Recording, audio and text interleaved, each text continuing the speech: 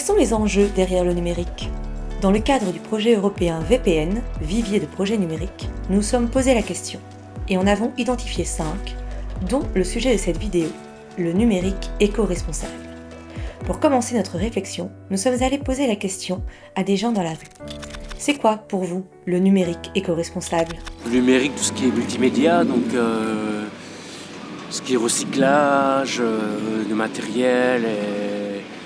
Par exemple, on ne jette pas des batteries dans les poubelles, on les met dans les bacs écologiques comme devant le Carrefour et des choses ainsi.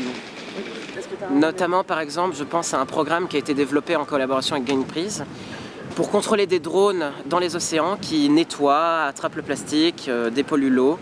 Ou par exemple des géo-GPS que Greenpeace a mis en place aussi pour indiquer les pierres qui ont été mises dans l'océan pour la pêche abusive, pour empêcher par exemple les dauphins de se faire capturer, certaines espèces de poissons ou de phytoplancton. Ou encore par exemple le projet de Microsoft de mettre des serveurs dans des eaux non territoriales et non occupées par des espèces en voie de disparition. Pas pollué, mais du sens où je veux dire, par exemple, il y a des éoliennes dans l'eau et il y a des dauphins dans l'eau et ça fait des mauvaises ondes et ça fait souffrir les dauphins et tout ça. Je vais penser plus à tout ce qui est ondes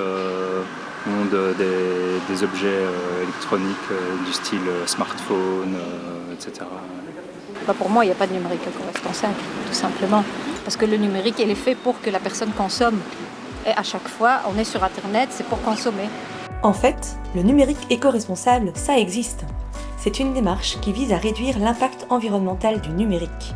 Parce que oui, le numérique, ça pollue. Mais c'est quoi exactement cette pollution numérique ? Pour en savoir plus, nous avons posé la question à une personne qui venait de suivre une journée entière de sensibilisation aux impacts environnementaux du numérique. On l'écoute. Eh bien, la pollution numérique, ce que j'en ai retenu, c'est que c'est un petit peu toute la face cachée de l'iceberg de notre consommation du numérique, parce qu'on a l'impression que, en utilisant notre téléphone, on n'a aucune empreinte sur l'écologie, et pourtant, en fait, on consomme et on pollue la planète.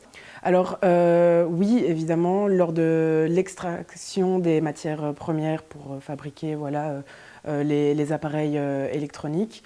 Clairement, l'extraction, du coup, demande beaucoup d'eau et demande beaucoup d'autres matières. Il y en a, par exemple, je pense, une 70 pour fabriquer un téléphone. C'est énorme et on n'en a pas conscience, en fait, que on a autant de matières dans un petit engin électronique.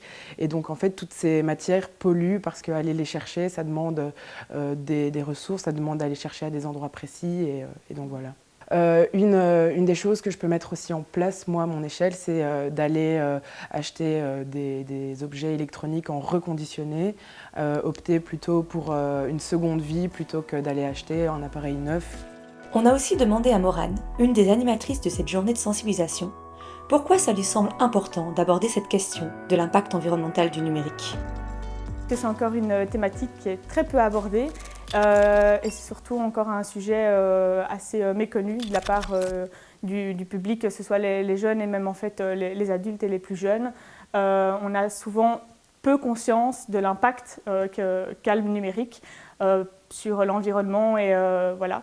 Et donc l'idée c'est de leur expliquer c'est quoi la pollution numérique, qu'est-ce qu'il y a derrière tout ça, c'est quoi le cloud, qu'est-ce que ça représente, c'est quoi un data center, quel est comment est-ce qu'on produit un équipement numérique, donc de sa phase d'extraction jusqu'à l'achat, la mise en vente du produit. Donc expliquer tout ce cycle de vie d'un produit, tout son impact sur l'environnement. Et également pouvoir amener des pistes de solutions du coup, aux jeunes, leur expliquer concrètement qu'est-ce qu'eux peuvent faire à leur échelle individuelle.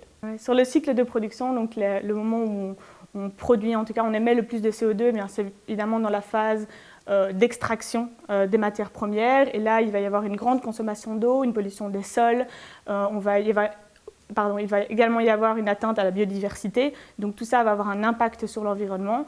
Ensuite, au niveau des usages, parce que ce qu'on ne sait pas, en tout cas on ne s'en rend pas compte directement parce qu'on parle souvent du cloud, c'est que toutes nos données vont être transférées, vont transvaser par des câbles sous-marins pour arriver jusqu'à des data centers qui vont donc consommer énormément d'électricité d'un point de vue général de leur fonctionnement global, mais également parce qu'ils vont devoir être refroidis, parce que qui dit machine dit production de chaleur, et donc tous ces data centers vont devoir être refroidis en continu, donc 24 heures sur 24, 7 jours sur 7. Et du coup, que fait-on ? Quelles sont les pistes d'action concrètes pour lutter contre la pollution numérique et aller vers un numérique plus éco-responsable ? Oui, mais les exemples concrets, vraiment par rapport au matériel en tant que tel, à l'équipement, c'est déjà d'essayer de l'utiliser le plus longtemps possible, notamment pour lutter contre l'obsolescence programmée.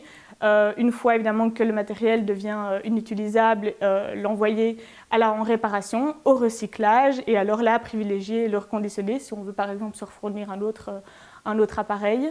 Dans les autres pistes, qu'est-ce que je pourrais dire ? Dans les autres pistes, il y a plein de petits tips qu'on leur donnait, comme par exemple savoir que l'utilisation de la 4G, c'est beaucoup plus polluant que le Wi-Fi. Donc privilégier le Wi-Fi, privilégier aussi le téléchargement des vidéos plutôt que le streaming, parce que le streaming pollue beaucoup plus. Nous vivons dans un monde de plus en plus numérique. Or, comme nous venons de l'entendre, cela impacte notre environnement. Pollution de l'air, de l'eau, des sols. Ces impacts ne font que croître au fur et à mesure que nos usages numériques augmentent. C'est pourquoi il est important d'en prendre conscience et d'essayer de réduire notre empreinte écologique en allant vers un numérique plus éco-responsable.